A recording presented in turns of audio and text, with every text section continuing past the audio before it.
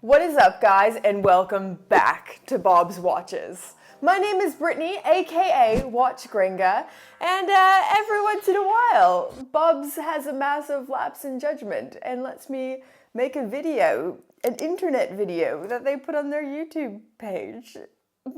They still haven't asked me to stop, so I'm just gonna keep sending them through. I feel like this last year has gone by so fast. Like, where did 2021 go? The pandemic, it must be like messing up my perception of time. I don't know what it is. 2021 and 2020 just feel like a blur of jumbly years. And I'm not ready for 2022. I feel like I've not even emotionally digested 2021. I'm not ready. But on the bright side, 2021 has been a fabulous year to be a watch geek. And it's not even over yet. Like the Patek and the Tiffany blue dial, it's like, woo! There has been a lot of cool releases, cool watch trends this past year. So I thought, let's cuddle up, let's have a cup of tea, and go through some of my favorite watch releases, trends, and moments of 2021.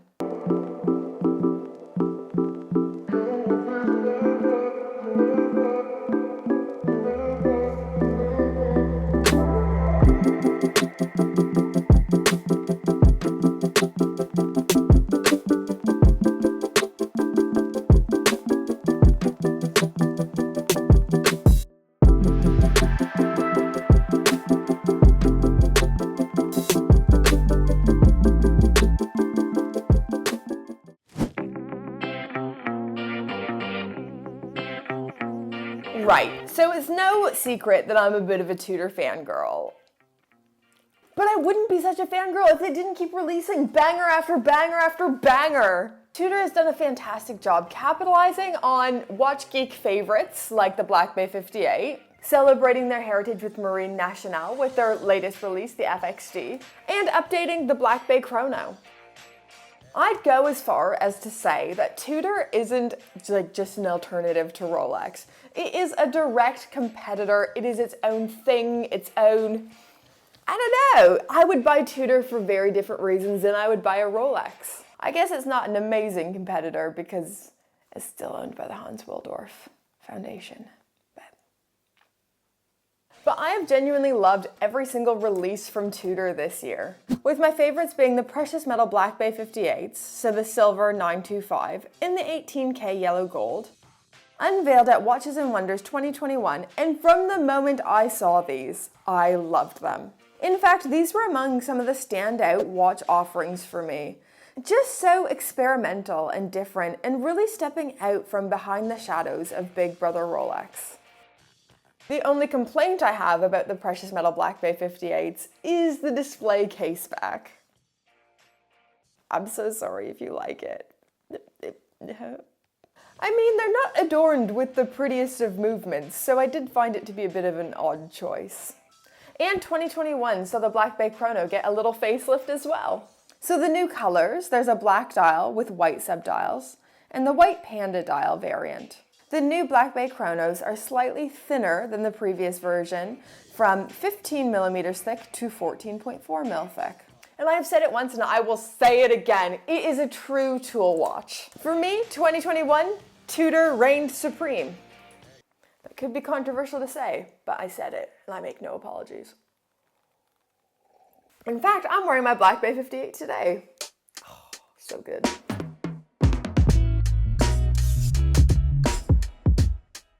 I mean, with Tudor, we've been talking Watches and Wonders. Let's stay on the Watches and Wonders 2021 train. And there was one brand we all couldn't stop talking about. Rolex, obviously.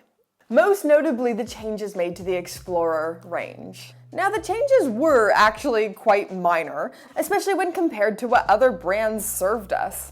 But I think one of the most controversial watches of the year has to be the Rolex Explorer two-tone. Guys, people lost it over this watch. So many watch geeks did not like this change, they did not like this update, and it was too much for them to swallow. It was initially met with like a lot of, oh, what? Why? But I think with time and letting it grow on us, some of us have come to like not really mind the two-tone. I personally would go as far as saying I like the two-tone. I kind of liked it from the start. I mean, I don't care what anyone says. I thought the two-tone was a really cool change. And I think it was a really smart move for Rolex as well. Two-tone traditionally does and sells really well for them. So when it was first released and we all just saw the renders from Rolex, I think the two-tone looked really like dramatic and stark. It was like very like, pah, yellow gold. But in person it's actually quite subtle and handsome. I don't know, guys. I kind of dig it. It's okay if you don't. Actually, we'd love to know in the comments down below, has the two-tone Explorer grown on you at all? Or like, no babes.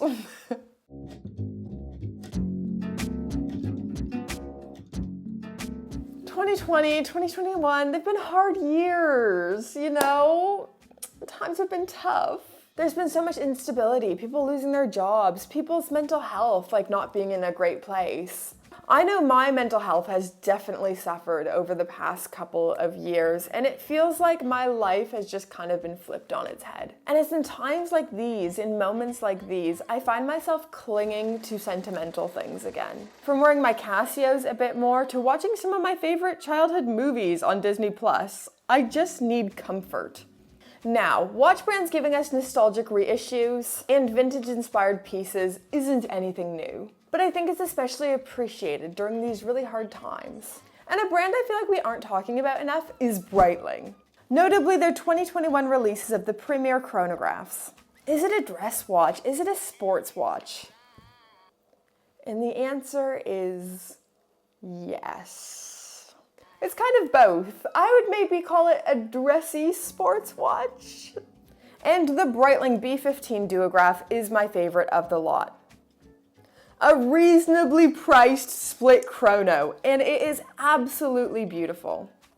So 42mm case, 15.35mm thick. So I think it's a bit too big for me personally, but I appreciate it for other people. 100 meters water resistance and a healthy dose of lume in the hour and minute hands. The movement is a Breitling caliber B15, hence the name. Power reserve of 70 hours, and it is COSC certified. Man, I think if I ever got my hands on one of these, I'd be fangirling. I'd be pretty freaking happy.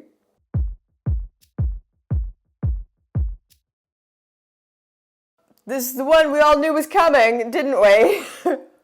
2021 was the year of green, and we were seeing it all over the place. From the new issues from Tudor with the Tudor Black Bay 58s to the JLC Reverso, the new Cartier Tank Musts, Breitling and the Pistachio Green, and of course, the big boy, the Patek Philippe Nautilus.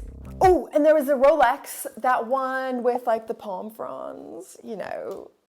Green was everywhere, and I can't tell if it was just like a coincidence or something Switzerland was kind of talking about, or if it's from external trends they saw happening in the fashion world as well. I don't know, but it felt like green was everywhere. Regardless, there was zero complaints from me. Green is my favorite color, and I love seeing it used more in watches. I was digging the season of green. I have absolutely no idea what is going to be the color of 2022. I don't think any of us foresaw the green of 2021, but I'd be quite happy if the green stuck around.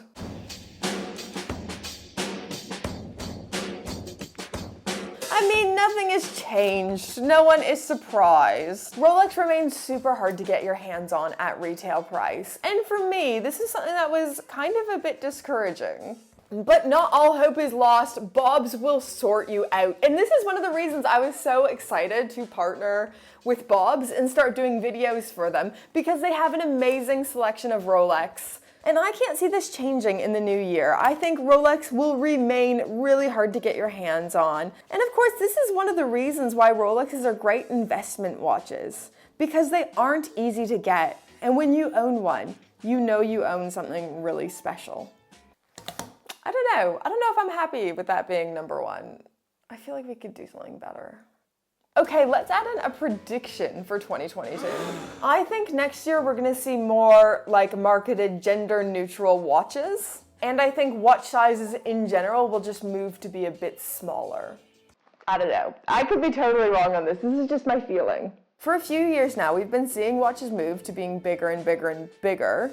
But I think in the new year, we're going to see more gender-neutral options. Like the Rolex Explorer 36 coming into vogue again. I'm not saying men are going to be wearing like 28mm watches because that's very small. But just more of those 36mm, those 37mm watches and dress watches coming in. That's hot. That is classy. I love it. Maybe that's just where I want to see things go. Anyways, guys, these are just some of my thoughts and some of my opinions. I would love to hear from you guys. What were some of your favorite trends of 2021? What are some things you're hoping will go and will do away with in 2022? And what are some trends you hope stay? I don't know. Let us know everything in those comments down below. And as always, guys, don't forget to like, comment, and subscribe to Bob's Watches. We've got some awesome content ahead for the future, and you're going to want to be here, so do subscribe. And until the next time Bob's has a massive lapse in judgment and lets me make a video on their channel, bye!